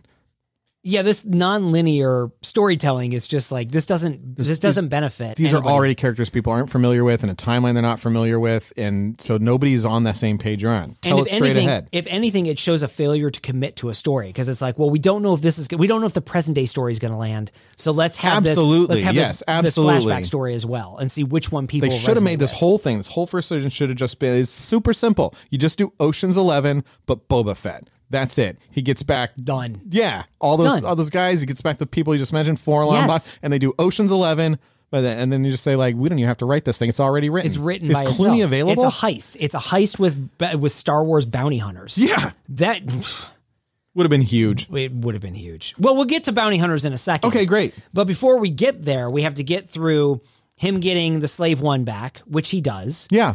And then at some point, the twins show back up again. The twins, who we are led to believe is like a formidable force. We think like, okay, they're going to be they've got a lot invested. They're going to be the adversaries. They're the ones that are going after Jabba's throne. He's standing up to him. The twins then go like, nope, never mind. We're not interested anymore.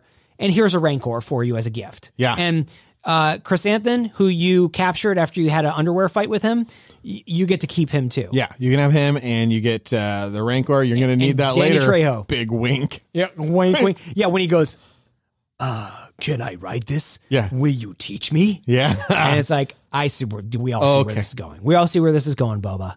Also, side note, why does Boba Fett have his helmet off all the time? All the time. All the time. I get it if you're like Bruce Wayne Batman, you have your helmet off when you're in your palace, and only your inner circle know what you look like. But when you're walking around the town, put your helmet on. Stop taking it off all the time. But to be fair, you can put a lot of stuff in that helmet. He carries money in the coins in the helmet. Mm-hmm. You get the helmet and some Rancor meat, a little bit of water. A Slurpee, giant Slurpee. It's like a super big gulp. Sorry, I stepped on your stew joke. Okay, you get a little Boba Fett. You get a little Mandalorian stew. It's delicious. Chapter 5. Yes. Now, we have built up a lot of momentum in this show. Oh. We are heavily... Bobsleds and Banthas or Bobsleds and Boba Fett's? Bobsleds and Boba Fett's. Okay. We've built up a lot of momentum. We've seen where Boba Fett has come from. We still don't really understand why he's doing what he's doing or his motivation behind it. Or if anybody cares. If anybody in that entire town even cares. We don't know a lot of things, but what we do know is that this story is now on episode 5. Yes. And has been set up to be like, okay, this is a 7-episode series. Episode 5 means we're rounding the corner into Act 3 territory. Yeah, Act 3 territory. So we've established... All the set pieces are ready for the big showdown. Right, the big conflict. Boba Fett's going to get it on. People are probably going to come visit him at that Jabba's palace, and he's going to be like, now's not a good time. A lot of people are thinking, how is this show going to wrap up? Yeah. Is the show going to get any worse? I have to watch the next episode to find out. It's probably just about to get good. It's like on the cusp of getting good. This is where it really heats up because they only have 3 more episodes. They've been playing it real safe. There's been a lot of flashbacks. There's been almost no action. There's been a ton of talking. It seems like they talk more than anything else in this movie. 5, 6, 7. Fireworks are going to fly. Pew, pew, pew, all day long. Cut to Mandalorian episode. Oh, wait, that's right. Cut to an entire episode. An entire episode. Fairly detailed. An entire episode. Oh, with a brand new spaceship in it? Like a very detailed episode. Mandalorian gets a new spaceship. Yeah. Mandalorian visits friends from his old Mandalorian show. Yeah. Mandalorian trades his spear in to make a gift for Baby Yoda. That was sweet. Very sweet. Yeah. Little, little mithril. Little mithril vest. Yeah, a little mithril vest, a little Grogu. A fantastic episode. Fantastic episode. Yeah, it was fun. This is the one where he goes to Tatooine Is this where he gets the ship built? He gets the new Naboo starfighter. I like that Naboo starfighter part. Probably one of my favorite parts of this episode. Not necessarily him flying it, but I like that they built it. I like they fired it up. I wasn't vibing on it initially. I liked it. But then I was like, okay. When the two pilots come up next to him, Cheeseball City. And great. Yeah, you like that? Cheeseball City, and like when he hits the boosters and they go like, how'd he jump to lightspeed? He didn't. Like that was just sort of fun. Yeah, those weren't the guys from The Mandalorian. I think they were. Okay. The Snow Planet episode? Yeah, the Snow Planet episode. Okay. Or one of them was. Yeah. One of them was. A great episode. A great episode of The Mandalorian. Good. Aaron just needs to say this. It was a good episode. Of The Mandalorian. Of The Mandalorian. It was a terrible episode. Great episode of The Mandalorian. Of the Book of Boba Fett. Yeah. Arguably the worst episode of the Book of Boba Fett. Maybe only second to the next episode of Book of Boba Fett. He was Fett. like, when they booked it, he was like, I love playing the character. I'm into it. I'm in for Book of Boba Fett. I just have 2 shooting dates that I can't get to because I'm doing a small little thing downtown. My kids have a concert I have to attend. So I just can't be. Is that going to be a problem? And I have a dentist appointment. My dentist is booked 8 months out. He's very, very popular. Yeah. And so I'm just not going to be there for those 2 episodes. Is that cool with you? That's cool, right? Oh, yeah. I mean, I guess, well, why don't we just put a couple episodes of Mandalorian in there? You think people will notice? Nah, they'll be fine. Some people will not. They look pretty much the same. They do. Some people will not notice. Do you think some people did not notice? 100%. I promise you. My mom does not watch this, but if my mom were being a good sport and watching the Book of Boba Fett with me, she would have no idea. At this point in the series, I continue to be stunned. Look, do you wear the same shirt every day? No, you change it. So it makes sense that Boba Fett has wearing a different outfit. He's wearing a different outfit. Listen, he had robes at one point. Yep. He was wearing robes. Now he's just in a different thing. He's lost a few pounds. That's right. He looks great. This is the point in the series where I was just like, what is happening? Yeah. What is happening here? What am I watching? There is no storytelling at this point. Like, storytelling is out the window. We're just like showing vignettes of just characters ideas that we we've like. had. Yep. And I think at this point is when I said to you, I think...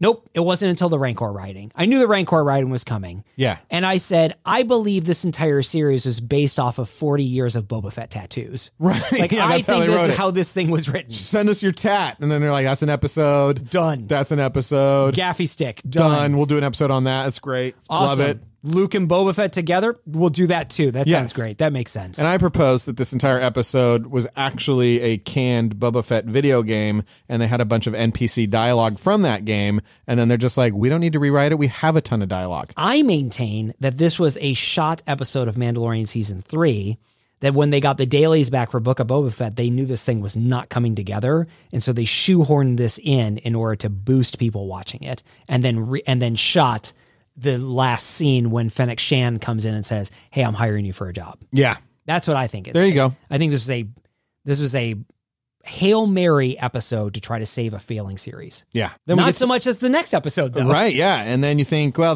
they won't do that again. Certainly in TV history, they never just get rid of the title character and just don't have them in an episode and actually bring in a competing character. From a more popular series. That doesn't happen. No, but it did. Yeah. In episode 6. From the Desert Comes a Stranger, which you would think is going to be a really exciting, compelling title. Yeah. But the first half of that episode is, again, a Boba Fettless show. Oh, yeah, Fettless. A Fettless show. I play an upright Fettless. That focuses, instead, on Luke Skywalker. Yeah. And Grogu. Yeah. Not even the Mandalorian. And Ahsoka shows up. It's like everybody we have seen at some point in the past 2 years. It's like an episode of the Muppets show, but like in the Star Wars universe. Yeah, it's like some sort of variety. Yeah, it's like a variety act where it's like, hey, and remember this Boba person Fett tonight. Yeah, what'd you think of that? What'd you think of the Luke sequence? Loved it. Really? I did. Okay. I thought you've heard the complaints or special effects on Luke. I thought the way Luke looked was far better than he looked in the season finale of Mandalorian. Certainly, you would give me that they're ice skating on the edge of the uncanny valley there. But you would say they're just, or for you, they're very far away, but it's believable. I think it's believable. They sold it to me. Are they doing voice replacement? The voice seems patched together. It is. Okay. It is. And the voice was the weakest part of Luke Skywalker for me. My understanding, I thought what they did was I thought that Mark Hamill came in and recorded. Right. And then they did a de-aging of the voice. Yeah. I have since read that what they've done is they have fed into a computer everything all of Mark he ever Hamill's said. recordings of everything he's ever said. Yeah. And that's what it sounds like. Right. It does sound that way. And that's sort of like really slow delivery. Yeah. It did wear on me. But it didn't also sort of believable for Luke at that point in time. Sure, I guess so. He's like going through some stuff. He's trying to be a tired, Jedi Master. He's trying to be He's never done this before. Yeah. And I don't know. Sure. I think the biggest challenge of this episode for me, we didn't even get into Cobb Vanth and Cad Bane, which is by far the highlight of this of the Book of Boba Fett. Cad Bane. Cad Bane is the best character in this movie by far. By far. Yeah. Well, hands down. Yeah. Hands down. But we don't get there yet. We are still with Luke and Grogu. Mm-hmm. This whole and sequence. The Mithril. And the Mithril and Ahsoka and temple building robots and the Mandalorian. Again, none of those people I just said are Boba Fett. Right. Right. In case you have not noticed. Yeah. But this half of the episode I thought was really great, and I liked seeing the training. I didn't like seeing it in the series. I am glad to have seen it. I would have liked to have seen it in something else. Right. Again, it feels like a Mandalorian season 3 type of episode. Or an Ahsoka episode. Or an Ahsoka episode. I do not like the conclusion of this episode where it is, again, not focused on Boba Fett, not focused on Cad Bane, not focused on anybody else except for Grogu and Luke, where he says, here, you can choose, have Yoda's lightsaber or have this Mithril. What do you choose? Yeah. And it ends on Grogu. Dumbfounding to me that they would choose to end a show featuring a main character that is not a part of this series making a critical choice that is not relevant to the main character of the series struggle. It does feel to me, and I wonder if this is true or not, or I'm completely crazy here, but it does feel to me that part of the new way of owning a platform like Disney Plus and the IPs that they own, Marvel and Star Wars, is to say it's really it's an attention play. And the Book of Boba Fett is not supposed to be a story. It's not supposed to be. It is just to capture your attention. It's what you watch. And during that time, the Disney company, will show you whatever I feel like showing you during that time. And I come from the 80s where it's like, well, no, there's these stories and they kind of build on each other. And so I'm really expecting the storytelling, and I like a beginning, I like a middle, and I like an end. And I prefer if the bad guy, he can win at the beginning, but I need the good guy to, I come from this older school of storytelling where they're saying like, we're not telling you a story, we're competing for your attention. And Book of Boba Fett's an alliteration. It's fun to say. It's got Boba Fett in it. And so now that we have your attention, we will do whatever we please. And I don't know if that's true, but it feels like it sometimes. It does feel that way. And I think even some of that could have been justified with a couple of different tweaks. One, if they just did not put Boba Fett as the center of the story, they could have told an anthology series. Yeah. I'm even of the opinion that get rid of the Mandalorian and Luke, but call it the Book of Tatooine. And you have now standalone stories of people that happen on things that happen to one people planet on for some reason served a very important role in the formation of the galaxy's political structures. And maybe Boba Fett is part of that story, but certainly Cobb Vanth and I like that better. But again, you don't have the alliteration and you don't have the name recognition. I know who Boba Fett is. Yeah. This scene or this episode reintroduces Cobb Vanth, Timothy Olyphant's character, who I love, the Marshal. Yeah, he's great. And introduces... He looks like he lives on Tatooine in a while. He looks great. Yeah. He's so cool. Timothy Olyphant's so cool. Yeah. And then introduces... Westwood. Do you know him from Westwood? I know him from Justified. Oh, okay. Was he in Westwood? Yeah. That's the HBO Yeah, I think series, you're right. Right? He was the sheriff in that. He was fantastic. You're right. I know him from Justified instead. Okay. He is great. He's great.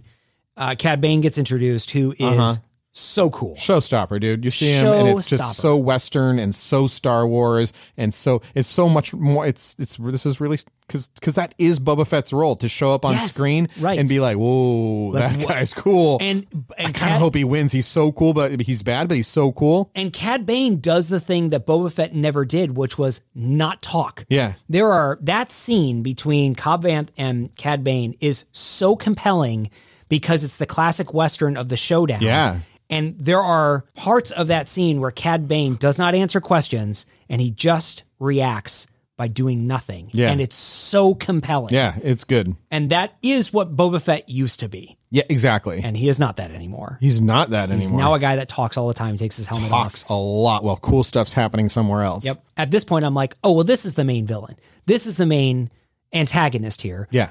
Who it's not. Right. It's just a vehicle for the main antagonist who turns out to be the Pike Syndicate that nobody cares about, that still nobody kind of has hard any to find. connection with. Yeah, the Pike Syndicate, conglomerates and things of that nature It's like the Trade Federation. Yeah, they're of the hard. Boba Fett They're series. hard to be for or against because they're organizations. Yeah, where, you really need to laser focus in on a villain. And man, that Cad, he just looks the part, played the part. If they delayed that, built up to it more, introduced what he was doing, and then had some kind of showdown, like I wish they hadn't killed that character off. He was compelling to me. Everybody loved him. I don't think he's dead. I think that I do not believe, first of all, because nobody dies in Star Wars anymore. Right. And also nobody that cool dies in Star Wars. Right. Please see Boba Fett as an example. Right. But there's also some indications when he gets the last episode, when he has the showdown with Boba Fett, he gets stabbed. There's a light that starts blinking on his chest to indicate some sort of maybe life support or life-saving mechanism. There's also an audible beep that sounds like a defibrillator or some sort of homing beacon, etc. There's no way there's no way you bring a character as cool as Cad Bane is into a live-action Star Wars universe and then kill him off after 2 episodes. There's no way. There's no way. It's good. I like that they use the first season of Book of Boba Fett as like, here's a lot of different things we're thinking about. None of them are any good. You tell us what you like. Do you like any of it? We're going to be listening to podcasts and looking at YouTube. We've left all options open. We can go Grogu. We'll do anything. We can go Mandalorian. We can go Luke. We can go building starships. I mean, we'll do all of it again. It's fine. It's like a speeder building show. We could do that. We could do just people with a New Jersey accent that ended up on Tatooine. Wait, you want Grogu to take over Jabba's palace? We could do that too. We could do that. Just let us know in the comments below, and we will try. We will do that a little bit. Book of Boba Fett. Final episode. Big showdown. Ish. Mandalorian shows up. Grogu shows up. R2-D2 shows up. Yeah. They all get together. There's a battle that rodeo. happens for 40 hours. Oh, it's a battle? I thought it was a rodeo. I said 40 hours. It felt like 40 hours. Yeah. It does feel like a rodeo because Boba Fett shows up riding the Rancor to fight giant droidicas that have dude, those things are them. big and beefy. Those things are big and beefy. Yeah, they are really hard to take down. That thing goes on forever. And nobody dies. Yeah, I didn't know they had big ones. No, I didn't know they had big ones either. Like that size. Those things were like, King Kong Godzilla level droidicas. Speaking of King Kong Godzilla. Yeah, there's like a scene, right? There's like, Boba Fett comes in, he's riding a Rancor, he beats up a droid. Yeah. And then he leaves the Rancor, and the Rancor turns into King Kong and starts for a little bit. shop. Yeah, for a little bit. And then the Mandalorian tries to stop him, and then thank goodness Grogu's the one that can put the Rancor back to sleep. Right. Nap time. Mm-hmm. All of that was awful. Yeah. Here's my question for you. If you are Boba Fett, and you have access to either a Rancor or Slave One to take down droids, which one are you choosing? Probably Slave One. I would think so. Yeah. Yeah, I would think so. I'm familiar with it. The Rancor I've never ridden before. You don't know how that thing's going to go. Well, I asked for lessons a few episodes ago and presumably didn't get those lessons. Like a Bantha. Oh, that's right.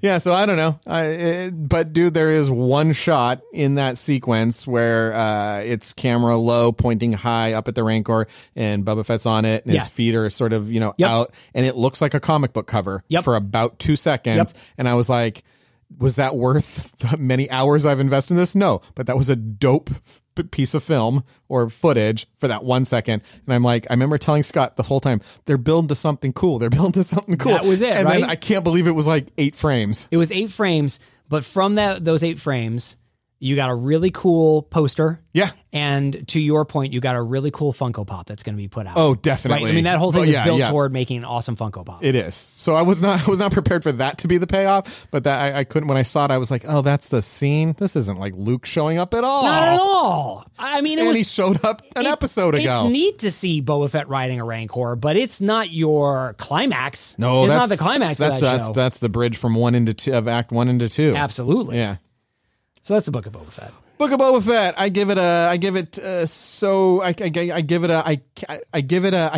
What do you give it a? Here's the problem. Some people on Rotten Tomatoes have given this a good review. Why? How? I don't understand that. How is that possible? It's not possible. People are like, I'm glad this got made and I like it. It's cool. Everybody has a right to their opinion. I certainly but some opinions are wrong. I affirm everybody's own opinions of the Star Wars universe. I just don't see how I worry. This is what I worry. Tell me this is a reasonable worry. I worry that by not being exaggerating our distaste for it. That Lucasfilm's going to get the idea that we like, well, they liked it. They liked it. We're unsure. Oh, awesome. Okay. Jury's still out. And so I'm trying to say with some of the exaggeration, no, jury's not out. Like, listen, I don't think this was good. It was terrible. It was awful. I got my family, my whole family, even my 9-year-old thinks it's terrible. It was not interesting. What would you say to somebody that says like, you didn't get it? No. You just didn't get. You don't get Boba Fett. I don't get how you can say that. What was I supposed to get? I guess that's what I would say is, what was I supposed to get? Just the stuff that he's going through and the history and how that connects to the Marvel universe. The only acceptable counter argument that I think a fan could give is, listen, this is what Lucasfilm decided is Boba Fett's story. You don't get to decide that. Okay, fair enough. Whatever your headcanon created over the past 40 years. This is what it is. All the cool stories. This is what it is. It's a lot of very thick robes. It's very thick robes and very grandfatherly attitudes toward people. Yes. Like, that's who Boba Fett is. Boba Fett is not this really cool, mysterious, cunning, ruthless bounty hunter that you think he is. Yeah. He's this guy. So just to be clear, we did offer some solutions here. I don't want to just be very negative. I voted for Ocean's 11 meets Boba Fett. That was my idea. Hands down, much better. I voted for a Tatooine anthology series. Tatooine anthology was great. This show... You get to learn how the guy that owns the canteen in Mos Eisley got that job. Yeah, that would have been so fun. Yeah. What a fun him hiring Bart. Yeah, awesome. Where'd the Wolfman come from? Where did the Wolfman show up? Getting to know those characters and that guy and where the no droids policy came from. Yes. They don't drink anything. What's the problem? There was even a book series called Tales from the Mos Eisley Cantina. I love it. Which Borrow would from have that been a little great. bit. Each episode was one of the characters' own side stories. Yeah. Could have done that.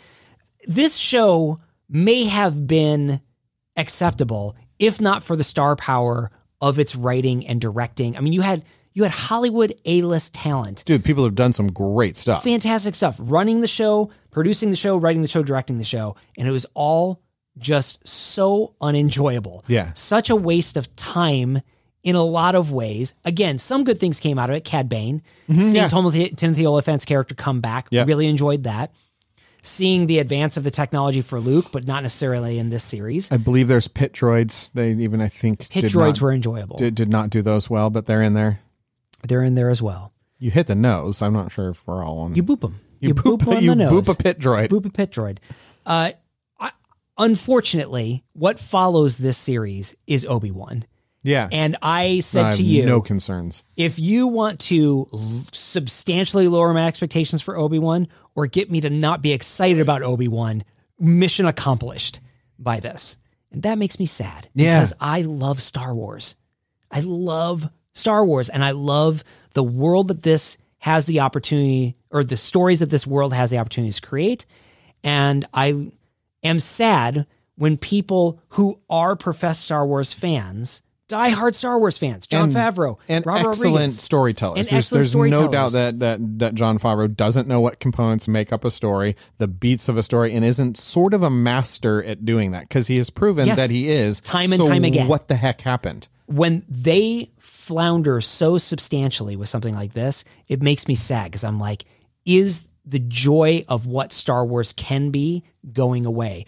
Are all those people that say Disney is ruining Star Wars, are they starting to get... Do you think it just doesn't right? Appeal to us anymore? Do you think a younger generation, younger people that have grown up with different types of storytelling, different themes in storytelling that don't come from it, they look at that and they go like, I don't know what you're talking about. I thought there was plenty of story. It's about a guy that's pretty nice and enjoys having a conversation more than he likes to. You want this guy that just shoots people for no reason? My guy is like, hey, let's do this the right way and let's walking in early. Solve it with hugs. We'll get some early morning walks in. Oh, yeah. And say hi to people, and then the people will appreciate you. Like, I drifted off into being sarcastic. Yeah, do I think that a younger generation just feels differently about storytelling, and it was made for them and not you, and so your time of Star Wars is actually sunsetting.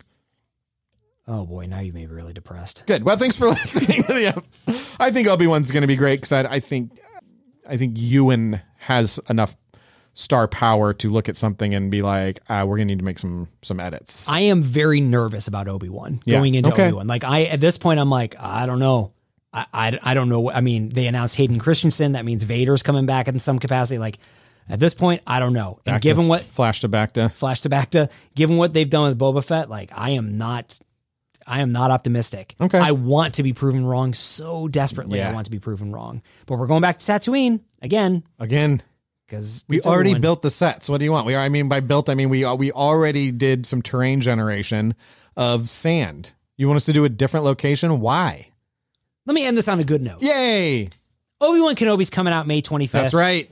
I am so excited to see Ewan McGregor reprise this role. Me too. I am so excited to see where this series goes. Yes. And they can do it. They can do it. They have the opportunity to do it. They know how lightsabers work. How to do it. And they know how blasters work. Let's see some of those things go off. Let's see If it's just for target practice, I'm fine with that. But let's see somebody slice and shoot some stuff. I am really hoping that Obi-Wan does not take the same tactic as Boba Fett, which is to give a character who uses weapons continually and then give him a series where he never uses that weapon. Yeah. Just ignite that lightsaber continually. Scott, he uses the greatest weapon of all, discourse.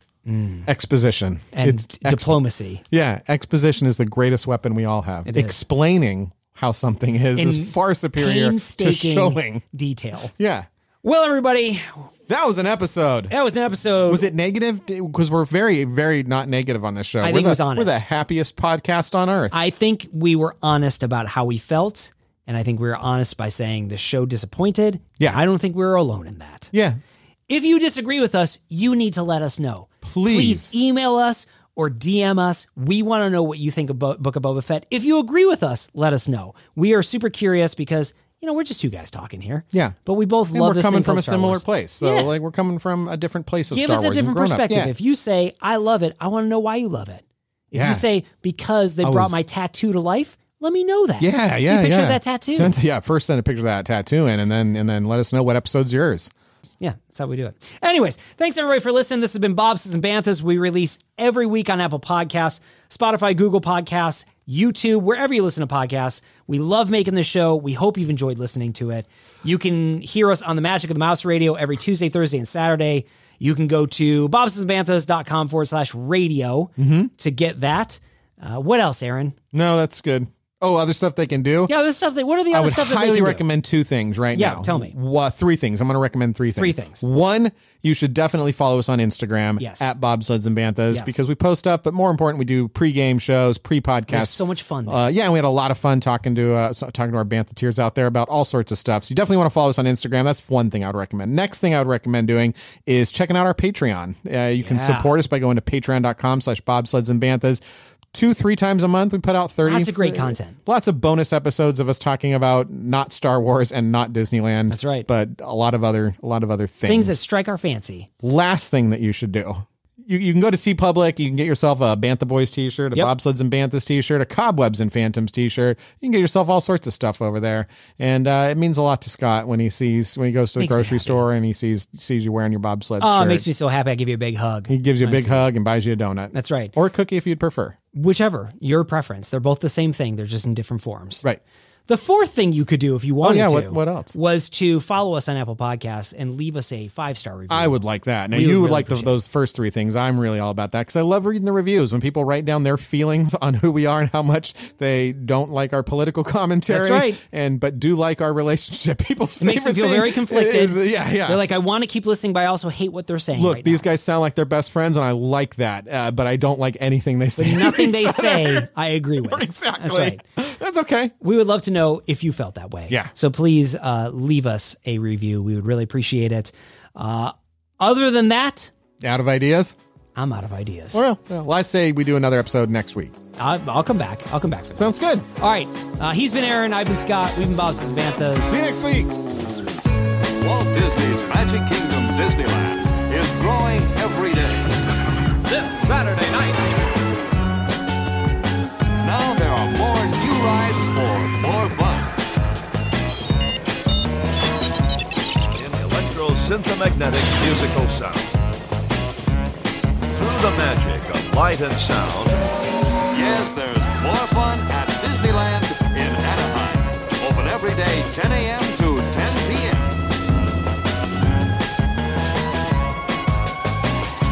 You can waste time with your friends when your chores are done.